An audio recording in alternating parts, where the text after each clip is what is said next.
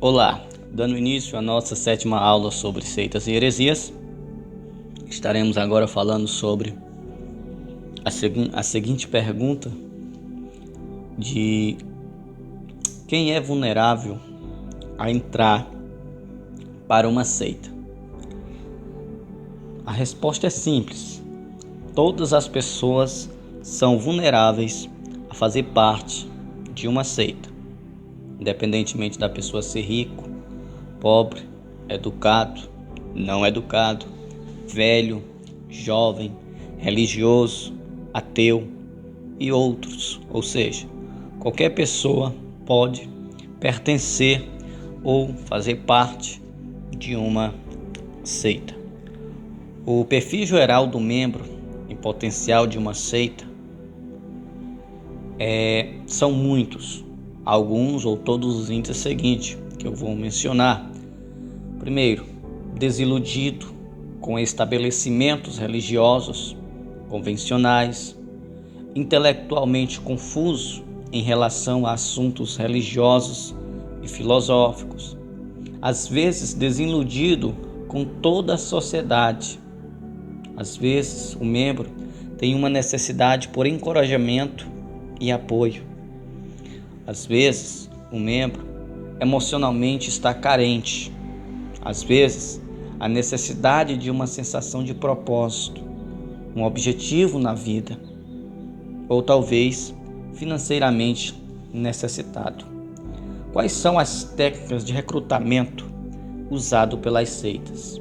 As seitas encontram uma necessidade e a preencher. As táticas mais usadas são bombardeiro de amor, que é a demonstração constante de afeto através de palavras e ações. Ou seja, a seita te trata com muito amor, mas às vezes com um pensamento totalmente mundano, naturalista e diabólico. Às vezes, há muito contato físico, como abraços, tapinha nas costas, toques e apertos de mão. Ou seja, este é um método de tratamento que muitas seitas tratam os seus membros, com abraços, tapinhas nas costas, toques e apertos de mão. Emprestam apoio emocional a alguém em necessidade. Ou seja, a pessoa passa por uma necessidade e a seita vai e abraça a causa do necessitado. Ajuda de vários modos, aonde for preciso. Desta maneira, a pessoa fica em débito, então, com a seita e procura de algum modo retribuir. Ou seja, a seita abraça a necessidade do membro e o membro se sente endividado em ficar entre eles. Ou seja, elogios que fazem a pessoa pensar que é o centro das atenções. Ou seja, a seita, a maioria das vezes, é muito carismática, fazendo com que você seja o centro das atenções, onde nós cristãos sabemos que a nossa mensagem é o centro, é Jesus de Nazaré. Já a seita coloca o homem como o centro das atenções. Muitas seitas usam a influência da Bíblia ou menciona Jesus sendo como um deles, dando validade a si ou ao sistema. Escrituras distorcida, já foi mencionado que todo líder de uma seita ou a seita em si, elas distorcem as escrituras a seu bel prazer, usam versículos tirados da Bíblia fora do contexto, então misturam os versículos mal interpretados com a filosofia aberrante delas. Envolvimento gradual, alterando lentamente o processo de pensamento e o sistema de convicção da pessoa, através da repetição dos seus ensinos condicionalmente. As pessoas normalmente aceitam as doutrinas de uma seita um ponto de cada vez. Convicções novas são reforçadas por outros membros da seita. Por que alguém seguiria uma seita? A seita satisfaz várias necessidades, por exemplo, psicológica, emocional e intelectual. Na área psicológica, na necessidade psicológica, alguém pode ter uma personalidade fraca, facilmente manipulável. Na área emocional, a pessoa pode ter sofrido um trauma emocional recente ou no passado. Na área intelectual, o membro tem perguntas que só aquela seita, só aquele grupo é capaz de responder. A seita dá aos seus membros a aprovação, aceitação, propósito e uma sensação de pertencer a algum grupo. Ou seja, a pessoa de certa forma é excluída dentre muitos. Aí na seita ela é abraçada de uma tal maneira que ela se sente em família dentro de um grupo. A seita pode ser até mesmo atraente por algumas razões. A seita ela é rígida, moral e cheio de demonstração de pureza, segurança financeira, promessas de exaltação e redenção, consciência mais elevada ou um conjunto de outras recompensas. Como as pessoas são mantidas na seita? Primeiro, dependência, isolamento, reconstrução cognitiva, substituição, obrigação, culpabilidade e ameaça. Lembre-se, como as pessoas são mantidas na seita. Primeiro, dependência. As pessoas querem frequentemente ficar porque a seita vai de encontro às suas necessidades psicológicas, intelectuais e espirituais.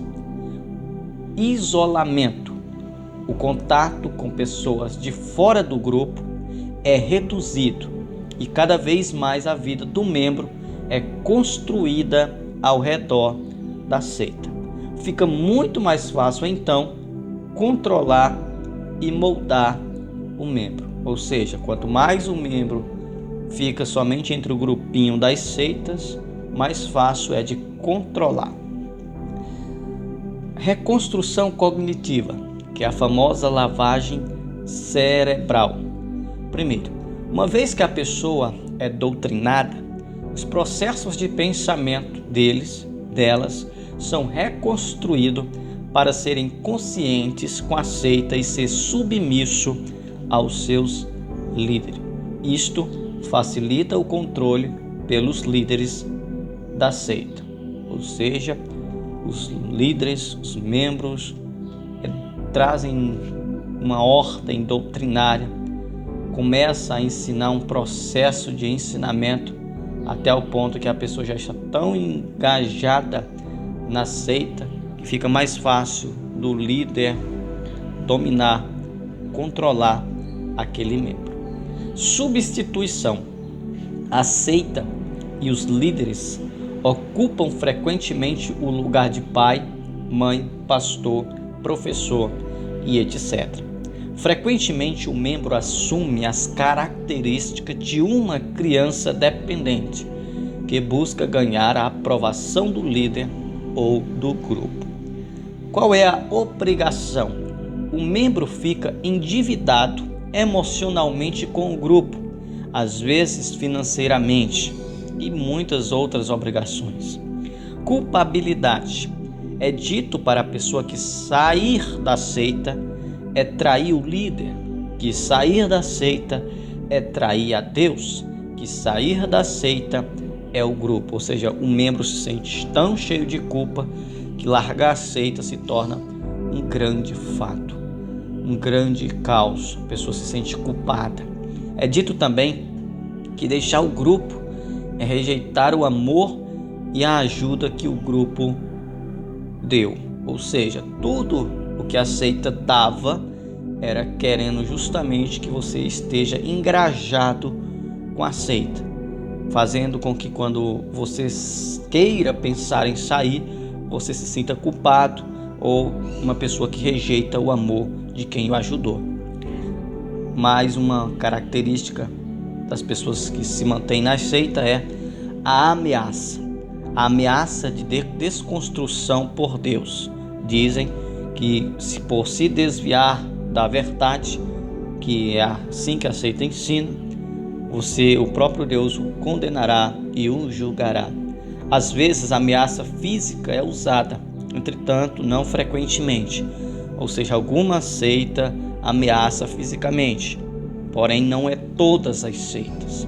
Terceira, a ameaça de perder o apocalipse ou ser julgado no dia do julgamento. Agora, para concluir, como podemos tirar alguém de uma seita? Bem, a melhor coisa é não tentar um confronto direto no primeiro encontro, o que pode assustar o membro e afastá-lo de você. Se você é um cristão, então interceda em oração pela pessoa primeiro. Para tirar uma pessoa de uma seita, é necessário tempo, energia e apoio. Ensine sempre a verdade. Dê-lhe a verdadeira substituição para o sistema de convicção aberrante que ela aprendeu, ou seja, o Evangelho da Graça de Jesus Cristo.